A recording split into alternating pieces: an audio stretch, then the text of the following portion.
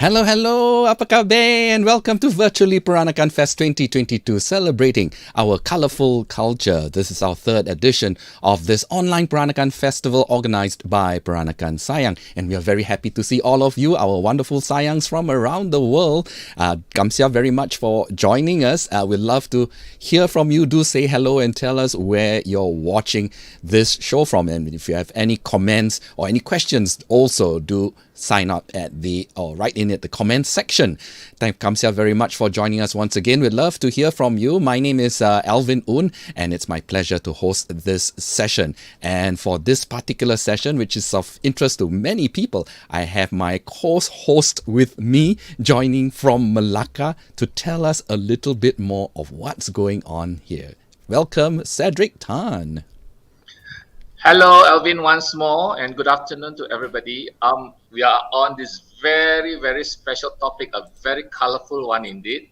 We're going to talk about the Kebaya. And as you all know, that Malaysia is spearheading the effort to induct the Kebaya into UNESCO Intangible Cultural Heritage Representatives List of Humanity. So I've been acting as a consultant for the Malaysian government, and along the way, of course, this name will pop up because she is a very, very familiar face, especially when we talk about embroideries, anything about fabric, and also about Peranakan culture. And she is also currently the curator of the Penang Peranakan Museum, and also the deputy president of the Straits Penang Chinese Association. So let's not waste much time. I'd like to invite our special guest today, Nyonya Lillian Tong, all the way from Penang. Hello, Lillian. Hello. And welcome everyone to the show. Wow, so nice to have you. And you have something very special for us this afternoon. And I'm sure everybody is looking forward to this presentation of yours on the splendor of the Nyonya Kebaya. Yes, and it is so wonderful with technology that Alvin can be hosting in Singapore with the Malacca Baba, and here I am in Penang. So yes, this is a straight settlement show. All over the world. Yeah. Okay, over to you. Okay, we can start. Okay, so thank goodness we have Peranakan Fest 2022, starting from the time, I think, by COVID, during COVID time. And it was Alvin who actually gave us this show. So we were entertained while we stayed home. And my name is Lillian Tong, and I'm the Museum Director of Penang Peranakan Mansion, as well as the Deputy President of the State Chinese Penang Association. So, the splendor of the Nyonya Kebaya. Now, when people look at women like this in a photo, what do they think? They actually, Kebaya actually characterized the Baba Nonyas. So when they look at that, they say, Nyonya. And the evolution of the Kebaya is interesting. And why I am doing this talk is because, like Cedric said, we are writing the dossier for the Kebaya to be listed as the UNESCO Intangible Cultural Heritage. And actually, the countries that are joining for this originally was Malaysia, Singapore, and Indonesia. But I just heard from my Heritage Commissioner and from the Singapore Heritage Board that now only Malaysia, Thailand, Brunei, and Singapore is in it. Yeah. So let's see how from Baju Panjang to the new Nyonya, the new Nyonya. So originally, the Straits Chinese, they wore the Baju Panjang. And the Straits Chinese, for those of you who are not from the community, but from the world and listening in, we are descendants of early Chinese men as far back as 200 BC. Intermittently, they came over and for trade, to escape poverty and war, for adventure, for a new life. And they settled in the Nusantara region. And then they married the local women of the region. So they started then a new community that is very unique. So while we are Chinese, look, we pakai kebaya. And the Malay archipelago was a wonderful place to be in because at that time it was exciting. Um, it was uh, it was just wonderfully situated between the East and the West. It was globalized and it was cosmopolitan. So the Straits Chinese Baba Nyonya Kebaya was inspired, influenced, and impacted by the geography, the fact that we are so blessed to be where we are, and the location and the ethnicity. So there were Chinese men who married their local women, Thai, Burmese, Indonesians, and peoples who came here for trade, for migration, or even diaspora. And of course, at that time, this area was the Maritime Silk Route and uh, the trade and commerce area. And of course, with the coming of the Europeans. So we were the romantic East Indies, that all the ships from Europe and Arabia, they set sail to come to our land. And of course, the Maritime Silk Route was a very romantic period, if we may say, and wonderful, like the Gilded Age, you know. And so ships from the east will come with tea, silks, and porcelains. The Ming Armada of treasure ships brought all these treasures. And of course, uh, previously we all believed that we were descended from the romanticized Hang Lipo, which I believe she did exist and she did marry the Sultan. And that is another story for another time. And of course, the spice trade, when everybody came over here for our spices. And with that, the coming of the Westerners, commerce, conquest, and colonization. And that's what shaped our kabaya. So uh, the earliest kabaya that we have documented are from photos. And so you see the black and white, the ladies there, they are from long ago, and they are wearing what in Penang we call the tengsa, long dress, baju panjang. And here is the modern nonyas still wearing the baju panjang on special occasions like cap gome or weddings if they want to be regal mother-in-laws.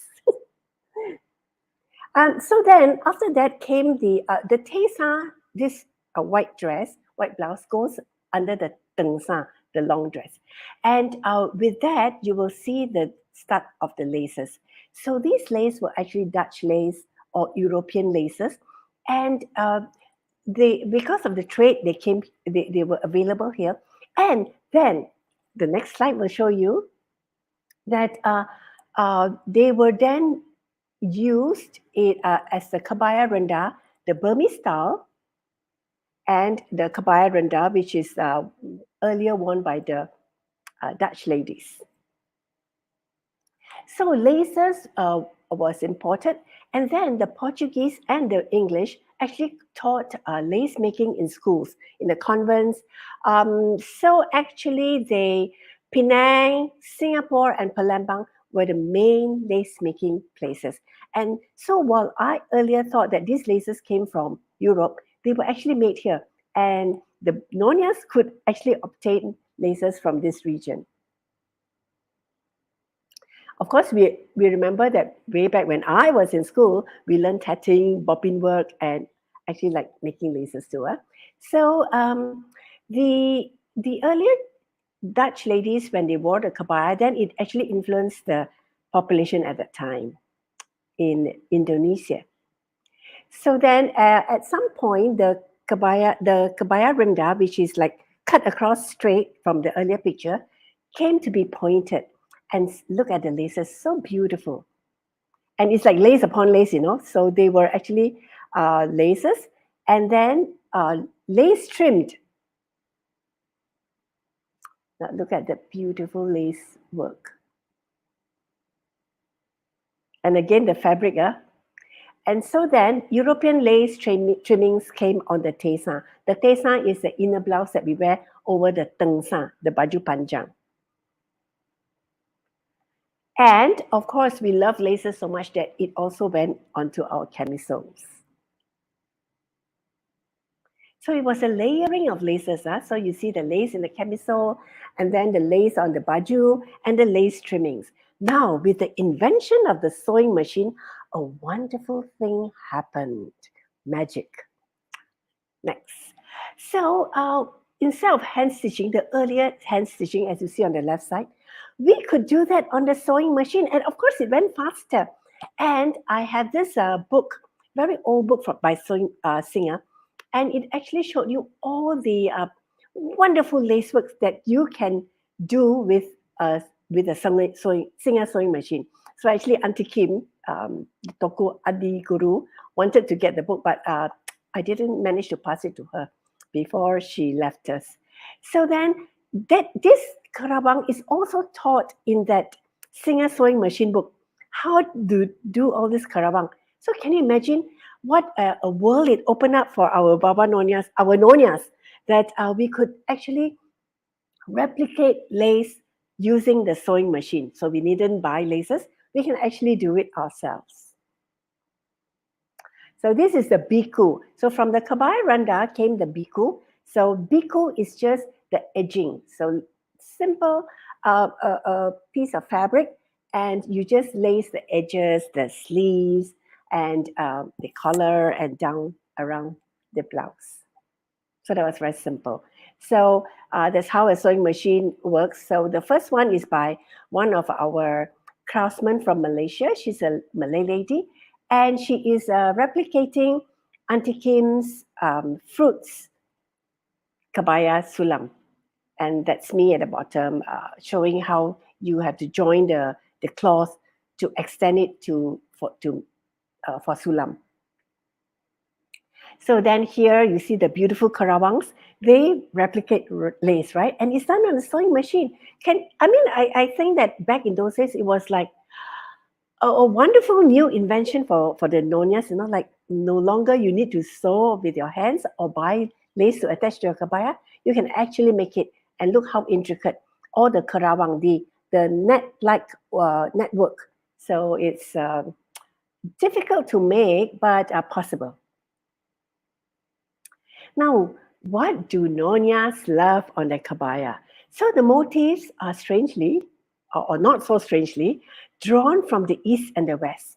And it represents the idea of the nonya's aesthetics. And of course, what is auspicious? We want luck, luck, luck.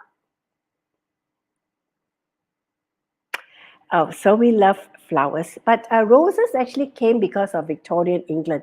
But of course, on the Chinese side, then you have the peony and even the orchids. The Chinese love orchids because they represent the scholarly gentleman. And we know that in Chinese paintings, they paint orchids and chrysanthemums. And some of the flowers are a bit mixed up. You don't quite know whether they are chrysanthemums or roses or peonies. The next one also, I think, yeah. So look, the heart of the bunga looks like an orchid, and maybe it's an orchid, but then it can be anything. So that was our world, we just we create the new flowers for ourselves. Now this is besides flowers, a bit more rare are the fruits. Now this kabaya that's on your left is done by Auntie Kim, the Toko Adi Guru, and she actually submitted this for a world competition, and she won first prize for this kabaya. And of course, we want all the beautiful things, and that includes Oriental maidens, as well as flamenco and Spanish dancers, Argentine tango, fancy designs from around the world. And also that, of course, speaks about our influence, how we got to think of flamenco dancers or magi's in the East. Now, shrimps, look at this kabaya. I forgot whether this is from Peranakan Museum or from John Ang. And this is a close-up of a shrimp sample that we have. And why shrimps? Well, the Chinese want everything auspicious, and they look for luck. And so there are like some sea creatures that are always in a motif that the Chinese love. Even I find it in wood carvings. The fish swims forward, so your luck, you go forward and reap your luck. The crab goes sideways, so you go sideways to get your luck. And then the shrimp can paddle backwards, so even from behind. So like get your luck from everywhere, no front, back, top, side, bottom. Just get lucky. And of course, goldfish, Kim Hu. Kim is a gold. So look at this pair of darling goldfishes. Now, I noticed that during my grandmother's time, the kebaya colors, this is an old kebaya, vintage kebaya, they were subdued and subtle. Whereas my mother will be wearing something like maybe apple green, but still very light colors. And then when it came to our generation, look what happens. Vibrant colors. We love the colors. And so these are pieces from Jojo Ngau from Indonesia. And actually, we already love these colors, and then he made us covet it more. Now, Kebaya's, the reason why Kebaya is going for UNESCO listing is because the people of Nusantara, the region, we all wear the Kebaya. Even people like us, Chinese supposedly, and they are with us even through our life cycles. Like for example, the one on the left is when you are in mourning, when grandpa or great grandpa passes away, then they have that 3 years of mourning. The first year you wear all black, second year blue, and the third year green, and eventually maybe purple at the end. So this is the second year of mourning. And also the kebaya on the three kebayas, the one on the left would be a mourning kebaya. And also we wear it for, let's see, next. Oh, no, we wear it for weddings. But now we can see the evolution of the kebaya. It is moving forward. Look at the sleeves getting shorter. The kebaya pleated differently. Whereas some people are purists, and I was once a purist and disagree with any changes to the kebaya, but I have since mellowed and changed my stance. So sleeves are shorter, and those days I remember one Baba will always tell me off if I wear my sarongs too high, which because I'm a bit taller, so my sarongs cannot reach down to the ankle. And he will say, this kebaya this sarong you wear is so short, you are a servant, a maid, because in the kitchen they have to pull up the sarongs and make them shorter so that in the kitchen you get water and in your clogs and all that. So the xiujia, the lady of the house, will wear her sarongs longer because she needn't touch water at her feet. Okay, so now on to further evolution, improvisation, and innovation. So look, this is one thing I noticed that the Indonesians are very much very progressive. So the one on the left is from Indonesia, and then the one on the right is actually my friend Shasha's baju that I took a picture of when I met her at John Ang's exhibition. Next. And of course, Jojo Ngau gave us this kebaya that went up, the top, over the top. And we love it. Oh, look at the embroidery work all the way up to the back. So that's the beauty of the kebaya. When people see you in front, it's so beautiful. And when you turn around and walk away, there is still a nice picture. Now, the Nyonya Kebaya story, how it evolved? Well, from my research and books written, I would think that I came to the conclusion that it was the Dutch ladies. They found the tropical weather too hot. And so they made white blouses with their laces. And then the locals began to copy that pattern, as well as the Chinese Peranakan Tionghoa in Indonesia, especially in Medan. And so they started wearing it. In fact, the earlier ladies had some problem. The earlier Dutch ladies have problem wearing that. When they cross the Suez Canal, they will have to change back to their Angmo baju. Then when they're from Suez Canal west, they cross to come back to Indonesia. They will then, at the point of Suez Canal, they will change back to the kebaya. So also, we Peranakan ladies are very proud, to be associated with the rise of respectable women epitomizing education and modernity. And that happens especially in Indonesia. Like Sukarno and all these ladies, they were very progressive ladies. And of course, Devi Sukarno, I know my mother was in love with her because she was so beautiful. But that is Kebaya Bandung, which came later. So my mother also loved Siput Sarawak, Saloma, and cultural icons from the golden age of Malay film and movies. So here I have Saloma, Siput Sarawak, and this Munsia was dressed in Kebaya Sulam in the movie Moon Over Malaya. So we have the earliest 1800s that we can see documented, or even earlier, is the Baju Panjang, then the Kebaya Renda. Then as the 20th century approached, the Kebaya Renda still, Kebaya Biku, the one at the edging. Then came the Kebaya Sulam with the invention of the sewing machine, and Kebaya Bandung, which is worn by the Indonesian ladies that you saw in the previous slide. So here's Auntie Kim. She is related. She's my auntie on my husband's side, and she was one of the people who actually moved the Kebaya into the new century. That is why we are thankful for even today, like people like Jojo Ngao, Heath Yeo, who continue, Ang Eng, who continue that legacy. Yeah? Otherwise, we got no nice baju to wear. And also thanks to the Indonesian suppliers. So it's symbiotic. Yeah? We wear Kebaya and they have a business and we support their business and they support our vanity. So into the 21st century,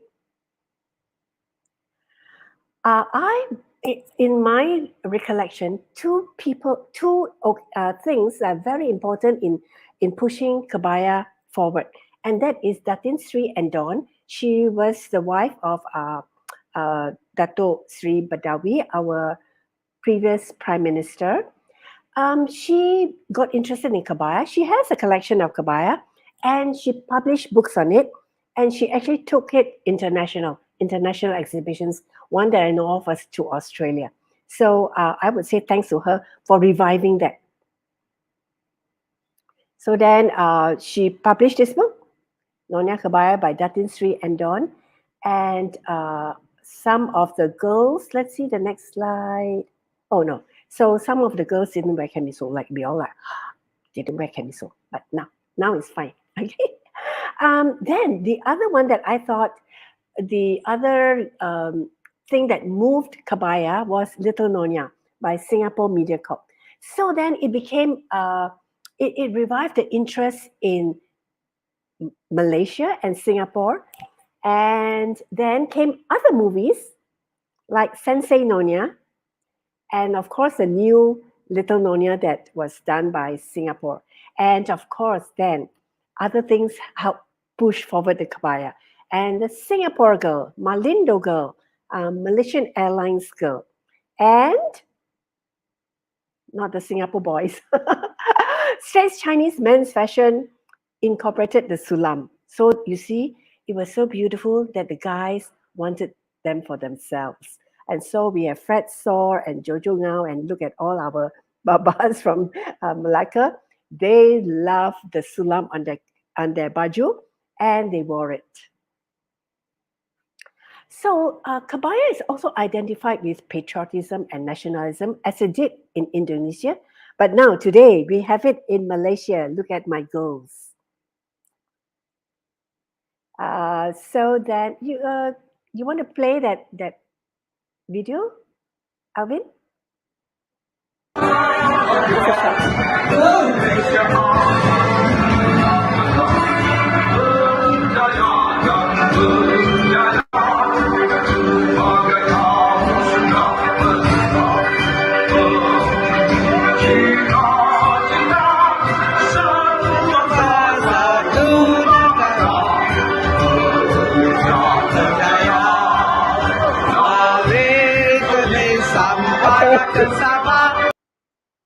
Okay, And of course, Singapore too. This year, I think Singapore's 57th National Day. And look at our kawan-kawan in that beautiful red kabayas, and also our Fred there in his red baju. So it was a sign, it was a uniform for patriotism. And then, not only that, it went into politics and international diplomacy. And so Sulam Kabayas goes to the White House and was presented to Michelle Obama. So that made us proud, huh? Raymond, you made us proud. And the Queen of Thailand is seen sporting a kabaya, which is why Thailand is now joining us for this UNESCO Intangible Cultural Heritage listing push. Now, thanks to museums like the Penang Peranakan Mansion and the Peranakan Museum of Singapore that highlights kabayas. And also, it went international. This one was a National Museum of Taiwan Literature.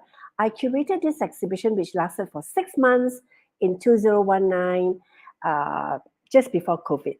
So they also talk about the diaspora and the costumes that the Nonyas wore. And just recently, I think the exhibition just ended last month in October. John Ang put up Splendors of the Malay World textiles. And he featured a lot of kabayas. Really beautiful collection he has. So thanks to people like this who kept the interest and the beauty of the kabaya going for this generation.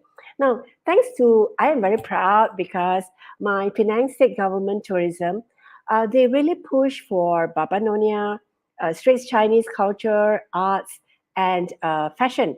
So they took these models to Chengdu, Xi'an, Shenzhen, Guangzhou, Shanghai, even to Hong Kong. And these are Chinese models who are wearing our sarong kabaya. They had difficulty doing the lengang, but they did quite well and they look quite good. In fact, very good. This was one of the proudest moments that I have, and that's the ASEAN China Belt and Road Convention and Cultural Conference in 2019. So my dancers, the Sang Sang Nyonya dancers, presented a chronology of Baba Nyonya fashion, and we actually combined the Penang Nyonyas with the Chinese girls, the girls from China, and together we did a fashion show. So it was very nice. We were the big sisters, and they were all our little sisters, and we dressed them up. And also the kabaya is thanks to the artists who made the kabaya famous and popular too. And so they are like Alex Leong, May Un, Tan Gek Hoon, and Evelyn Tai. So they painted Nonyas in kabayas. Now in Malaysia, we have this Kereta Api Sarong on the 16th of September, which is not our national day, but Malaysia Day.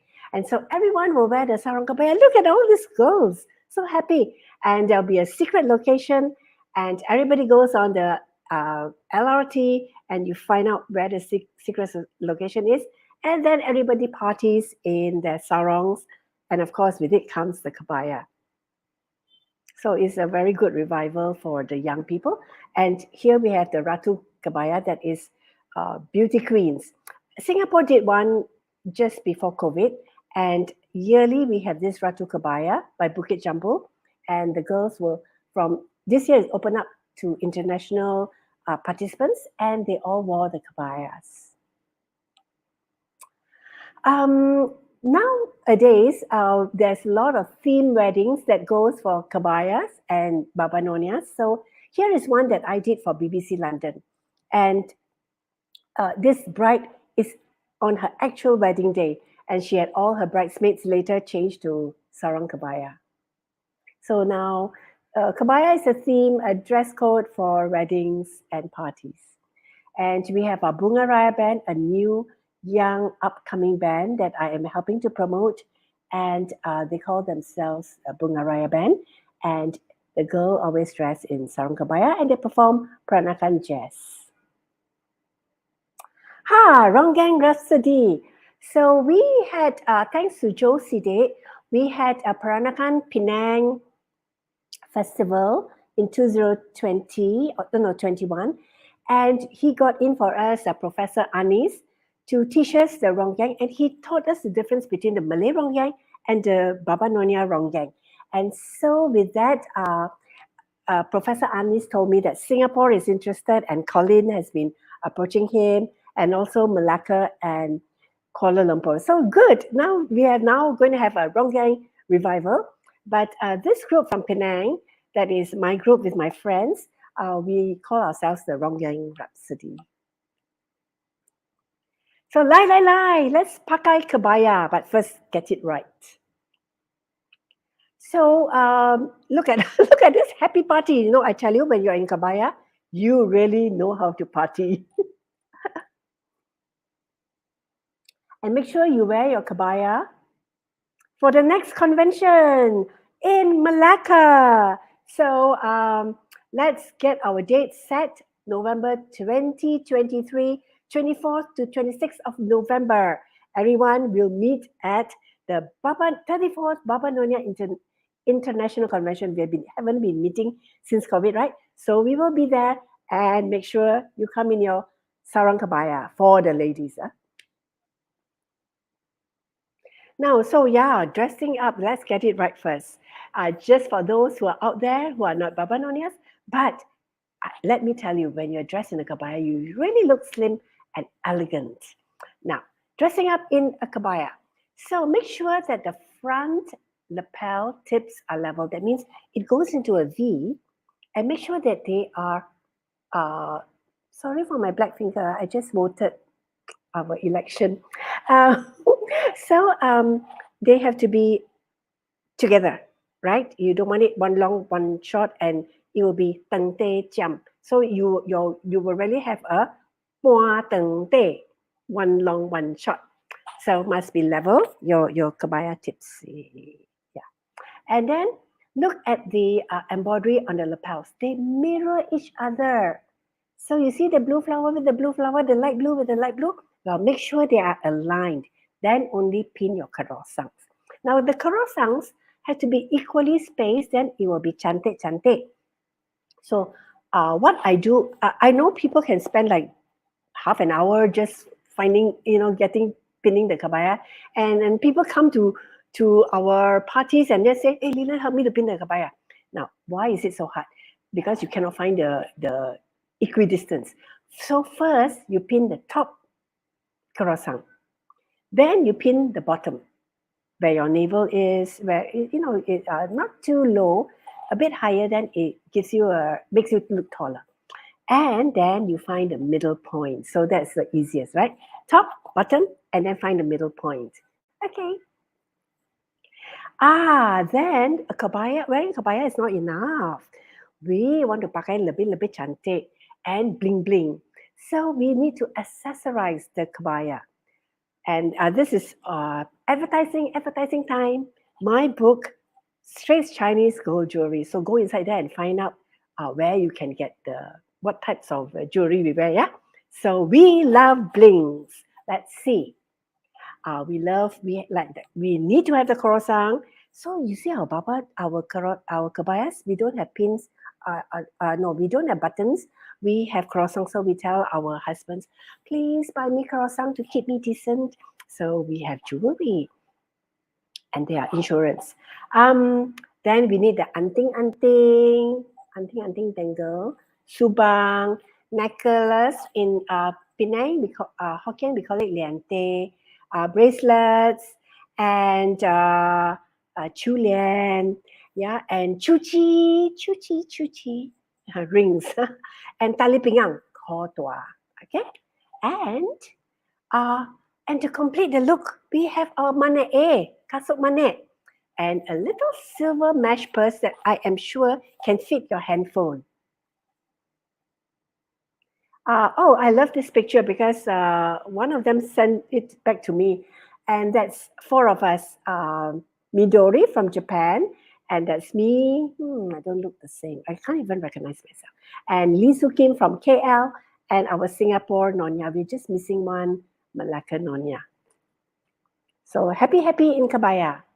Now, kebaya is so beautiful and wonderful that now, not only we want to pakai kebaya, look, revolving turntable tray also want to pakai kebaya. And the wall hanging also want to pakai kebaya. And where can you find it? Next. At the kebaya. So we have Georgetown Heritage Hotels by Chris Ong, the man and the black jacket. So he owns the Georgetown Heritage Hotels and he owns 7 terraces. And that is the dining room, the tengtok of the 7 terraces. We just had the tengtok last week, I think. And he named this restaurant Kebaya. Look, birthday cakes, wedding cakes also want to pakai kebaya. So let's do it. So now kebaya towards UNESCO Intangible Cultural Heritage listing. Everyone who is present today, we are part of that. All of us have a part to play. And because you're present, and even if you see this later, we are all in this together. We are joined in this joint submission by Malaysia, Singapore, now no more Indonesia, I think, Brunei and Thailand for the kebaya as UNESCO Intangible Cultural Heritage listing. Yay! So now in Malaysia, all our jabatan JKKN, Jabatan Kesenian Kebudayaan Malaysia, Jabatan Craft Tangan, Jabatan Warisan, the Heritage, the Craft work, and Arts and Heritage and Tourism are all doing a lot of bencanas and writing dossiers and making us view forms. So that was one of the effort by the Craft Tangan, the Craft Sulaman. The Wacana is like a webinar. And then, of course, our state Chinese, Penang State Chinese, we also do our part in having a talk for the kebaya, about the kebaya to our members. And coming next week, I'll be doing a talk for all our tourist guide, and it will also be jointly presented by Mr. Rosli Hajinor, who is our Penang State Heritage Commissioner. He is all for the kebaya. So look, all the girls, when you're in kebaya, you are happy. Then that's Penang Nonyas. So I would really like to thank and appreciate all of you who are listening into this, and those who will be listening this when they are free. Maybe they're busy today. And especially thanks to Alvin and Cedric and Peranakan Sayang for this virtually Peranakan Fest that brings together the Straits Chinese Baba Nyonya fraternity since COVID 2020. And not only that, by doing this, they are actually promoting our culture and our heritage and our arts internationally to everyone and anyone. So this session, The Splendour of the Kebaya by Lillian Tong, Alvin Un and Cedric, virtually Peranakan Fest by Peranakan Sayang, is we are jointly supporting and in partnership with Malaysia, Singapore, Brunei, and Thailand for the submission of the listing of the kebaya as UNESCO Intangible Cultural Heritage. So everybody who is participant now, yes, we are in this together. We are moving this for UNESCO listing. And so this is our Penang Nonyas and Kamsia. Thank you so much for that wonderful presentation, Lillian. That's so nice to have this beautiful presentation that you have, and all the beautiful kebayas, of course, featured. We've got some time and we have some comments from our viewers. Maybe we can address them. Some of them are questions, some of them are just their personal contributions. Like Father Chris, locally in Penang, the kebaya is always known as Pua Teng Te, and the sarong batik is called Mua. And why it is Pua Teng Te? It's because you remember the Dutch ladies was wearing the short baju, and then the baju panjang. So this Pua Teng Te, which is like pointed, It's in between the short and the long. So it's half long, half short. Okay, that's very nice. Andy has a contribution as well. He's familiar with the Kebaya embroidery thread, including the robia voile as its unique material. The cultural wear is also from Indonesia, with the Indonesian sarong and kelom gelis, carved wooden sandals. The whole outfit stands well for both casual and daily occasions. Indeed. And some people tell me that, oh, we don't want to wear the kebaya because we cannot get on the bus and cannot get in and out of the car. Nonsense. You just need to just wear it, because I have done it. I have rode a bicycle. Okay, one time I was sent to Langkawi to do a write-up, and the editor was Chinese New Year and nobody wanted to do it. I know I was sent there because nobody wanted to do it. And he told me, go. It's an adventure. It's a luxury trip. You get to fly helicopter and all that. Not telling me that it was an adventure. So I packed all my sarong kebaya and I had to go on the ATV, on the helicopter, and parasail in my sarong kebaya. Whoa! If there's a will, there's a way. Get on that bicycle. Get on that bus. What can you do with the sarong kebaya? Maybe that's the next series. Cedric, what do you think? Oh yeah, I'm just scratching my head. No. Then we get them to post photographs of themselves. Exactly. Fantastic ways you can wear the sarong kebaya and the things you can do in the sarong kebaya. Yeah, like my good friend Jackie, she has with sarong travels, where she travels around the world and she'll just pose her sarong kebaya at iconic places around the world. So that's also great, right? I think there's a shop at Tanjong Katong Shopping Centre selling kebayas. Not sure whether it's still there. Well, this is a reference to Singapore, but there are many shops even in town that you can find in Arab Street. Lots of places that you can find the sarong kebaya. Yeah, it's quite. I must say, it's quite getting more places that you can actually find this.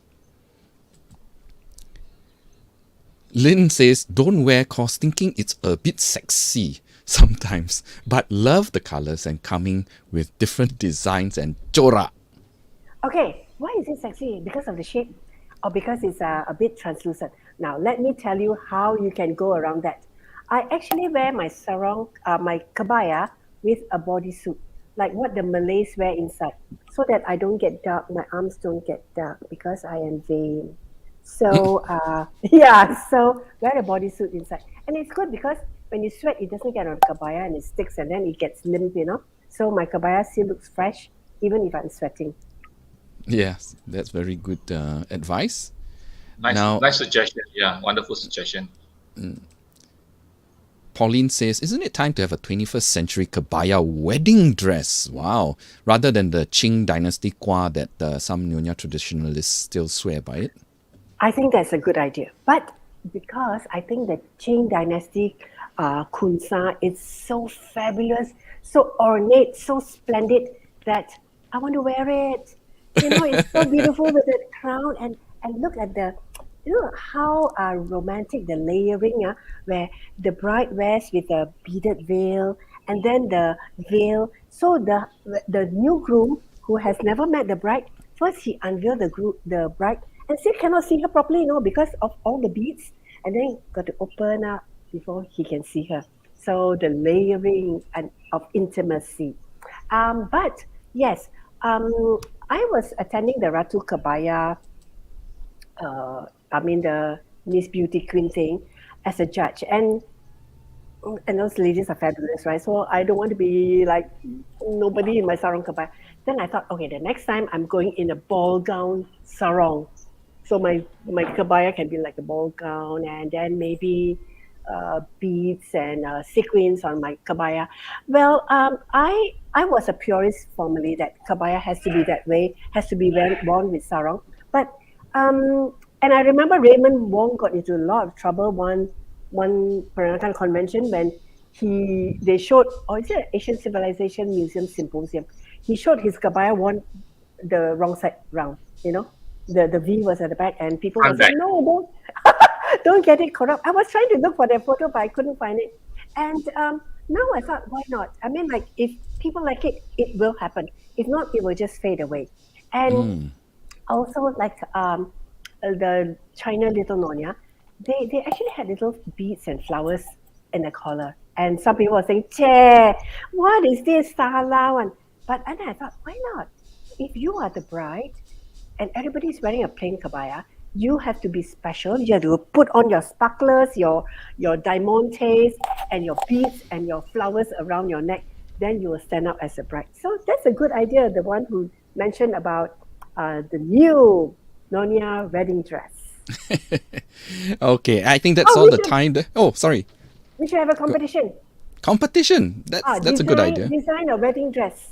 Oh, the design of Peranakan wedding dress. New one.